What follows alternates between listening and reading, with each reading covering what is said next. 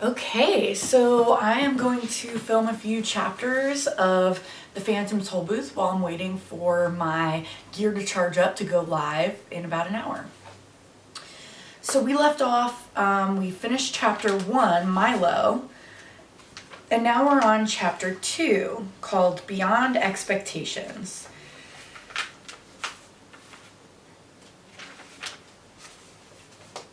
Beyond Expectations. Suddenly, he found himself speeding along an unfamiliar country highway, and as he looked back over his shoulder, neither the toll booth, nor his room, nor even the house was anywhere in sight. What had started as make-believe was now very real. What a strange thing to have happened, he thought, just as you might be thinking right now. This game is much more serious than I thought, for here I am riding on a road that I've never seen, going to a place I've never heard of, and all because of a toll booth which came from nowhere.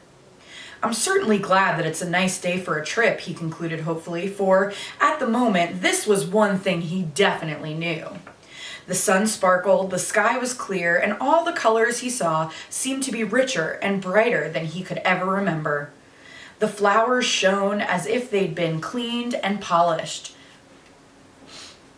And the tall trees that lined the road shimmered in silvery green. "Welcome to Expectations," said a carefully lettered sign on a small house at the side of the road. "Information, predictions, and advice cheerfully offered. Park here and blow horn." With the first sound from the horn, a little man in a long coat came rushing from the house, speaking as fast as he could and repeating everything several times. My, welcome, welcome, welcome, welcome to the land of expectations, to the land of expectations, to the land of expectations. We don't get many travelers these days. We certainly don't get many travelers these days. Now, what can I do for you? I'm the weatherman. "Is this the right road for Dictionopolis?" asked Milo, a little bowled over by the effusive greeting. Well now, he began. "I don't know of any wrong road to Dictionopolis, so if this road goes to Dictionopolis at all, it must be the right road, and if it doesn't, it must be the right road to somewhere else, because there are no wrong roads to anywhere. Do you think it will rain?" "I thought you were the weatherman," said Milo, very confused. "Oh, no, said the little man. "I'm the weatherman, not the weatherman, for after all, it's important to know whether there will be weather, then what the weather will be." And with that, he released a dozen balloons that sailed off to the sky.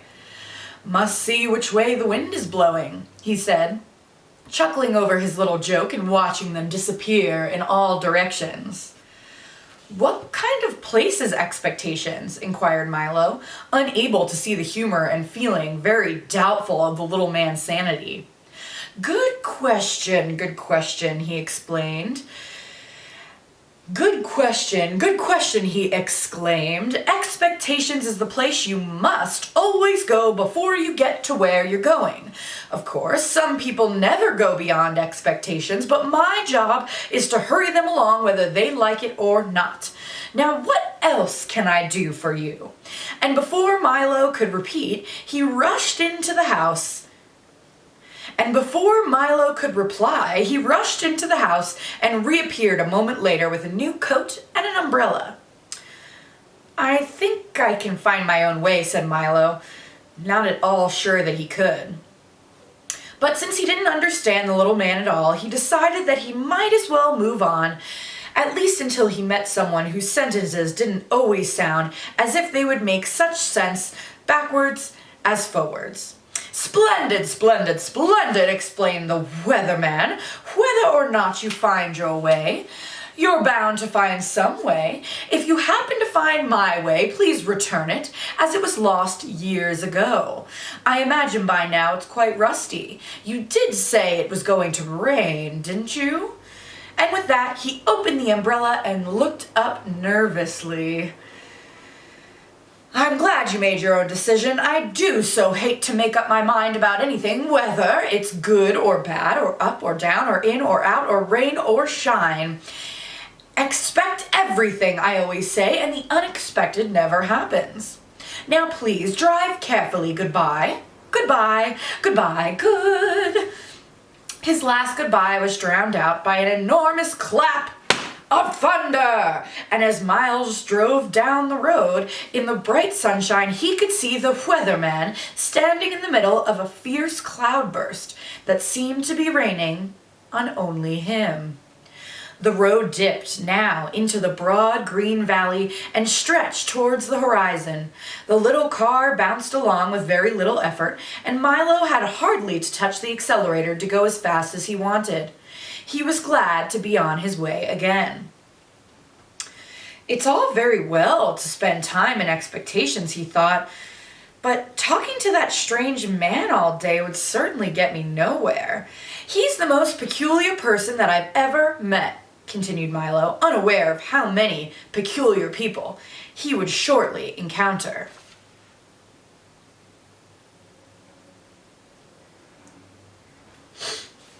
As he drove along the peaceful highway, he soon fell to daydreaming and paid less and less attention to where he was going. In a short time, he wasn't paying any attention at all, and that is why, at a fork in the road, when a sign pointed to the left, Milo went to the right, along a route which looked suspiciously like the wrong way. Things began to change as soon as he left the main highway. The sky became quite gray, and along with it the whole countryside seemed to lose its color and assume the same monotonous tone. Everything was quiet, and even the air hung heavily. The birds sang only gray songs, and the road wound back and forth in an endless series of climbing curves. Mile after mile after mile after mile he drove, and now, gradually, the car went slower and slower until it was hardly moving at all. It looks as though I'm getting nowhere, yawned Milo, becoming very drowsy and dull. I hope I haven't taken a wrong turn. Mile after mile after mile after mile, and everything became grayer and more monotonous. Finally, the car stopped altogether, and, hard as he tried, it wouldn't budge another inch. I wonder where I am, said Milo in a very worried tone. You're in the doldrums, wailed a voice that sounded far away. He looked around quickly to see who had spoken, but no one was there, and it was as quiet and still as one could imagine. Yes, the doldrums, yawned another voice, but still, he saw no one. What are the doldrums? He cried loudly, and tried very hard to see who would answer this time. The doldrums, my young friend, are where nothing ever happens, and nothing ever changes. This time, the voice came from so close that Milo jumped with surprise, for sitting on his right shoulder,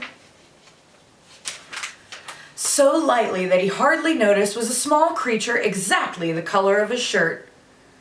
Allow me to introduce all of us, the creature went on. We are the Lethargians, at your service. Milo looked around and for the first time noticed dozens of them, sitting on the car, standing in the road, and lying all over the trees and bushes. They were very difficult to see because whatever they happened to be sitting on or near was exactly the color they happened to be. Each one looked very much like the other, except the color, of course, and some looked even more like each other than they did like themselves. I'm very pleased to meet you, said Milo, not sure whether or not he was pleased at all. I think I'm lost. Can you help me, please? Don't say think, said one sitting on his shoe, for the one on his shoulder had fallen asleep. It's against the law.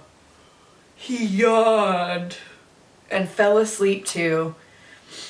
No one's allowed to think in the doldrums, continued a third, beginning to doze off. And as soon as one spoke, he fell off to sleep, and another picked up the conversation without hardly any interruption. Don't you have a rule book? It's Local Ordinance 1753-89/J.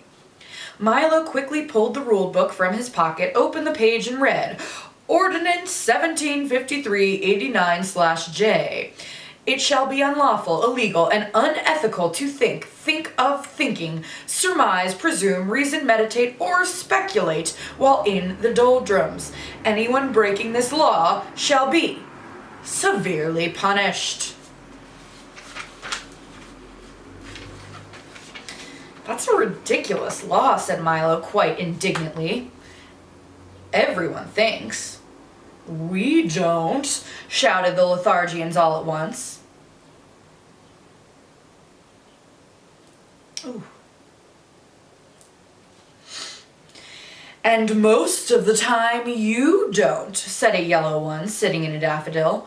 That's why you're here. You weren't thinking and you weren't paying attention either. People who don't pay attention often get stuck in the doldrums. And with that, he toppled out of the flower and fell snoring into the grass. Milo couldn't help laughing at the little creature's strange behavior, even though he knew it might be rude.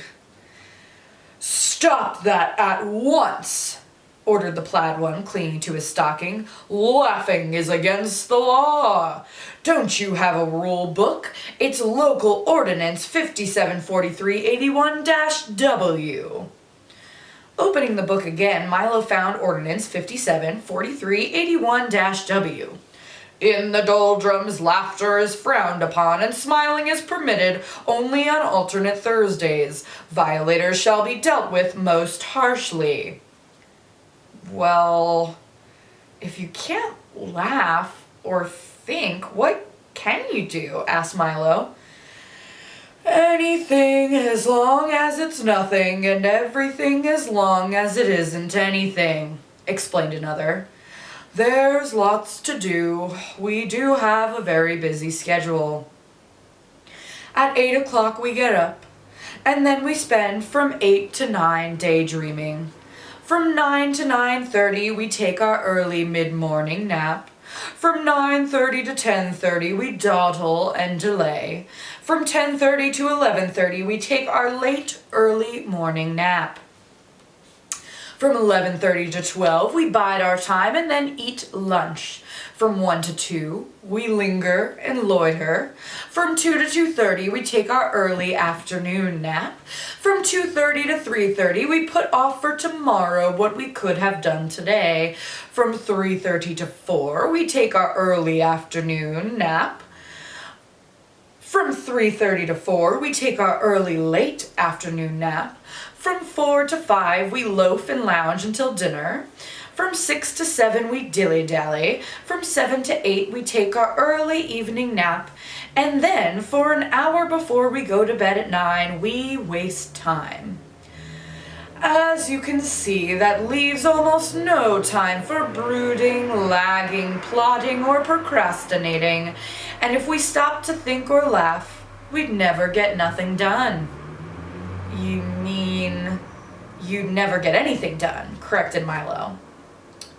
We don't want to get anything done, snapped another angrily. We want to get nothing done, and we can do that without your help. You see, continued another in a more consolatory. You see, continued another in a more consolatory tone. It's really quite strenuous doing nothing all day, so once a week we take a holiday and go nowhere, which was just where we were going when you came along. Would you care to join us? I might as well, thought Milo. That's where I seem to be going anyway. Tell me, He yawned, for he felt ready for a nap now himself. Does everyone here do nothing? Everyone, tell me, he yawned, for he felt ready for a nap now himself. Does everyone here do nothing? Everyone but the terrible watchdog, said two of them, shuddering in chorus. He's always sniffing around to see that nobody wastes time.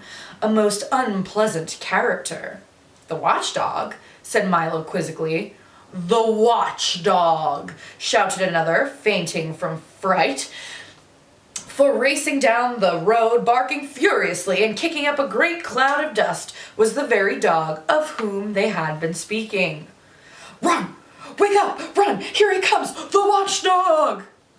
Great shouts filled the air as the Lethargians scattered in all directions and soon disappeared entirely. Ruff!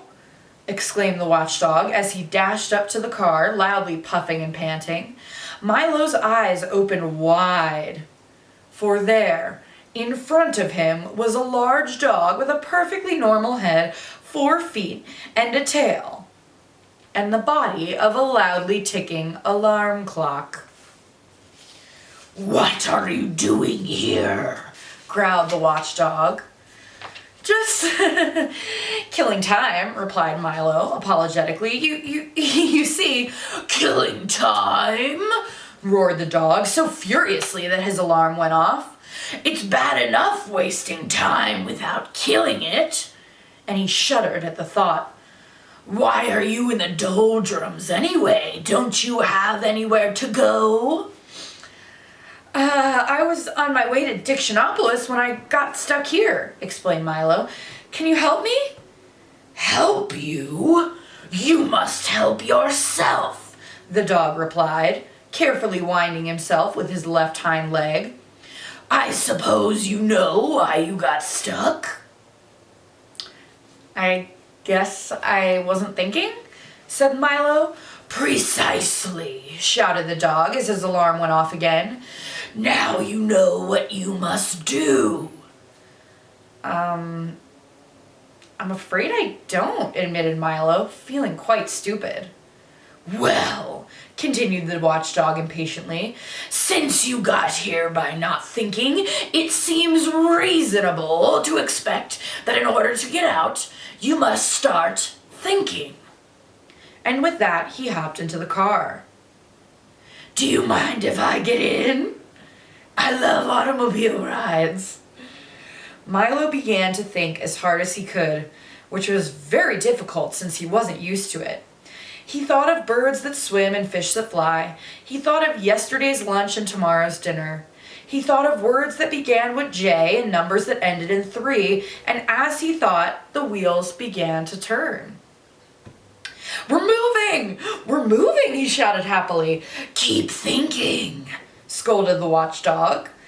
The little car started to go faster and faster as Milo's brain whirled with activity, and down the road they went. In a few moments, they were out of the doldrums and back on the main highway.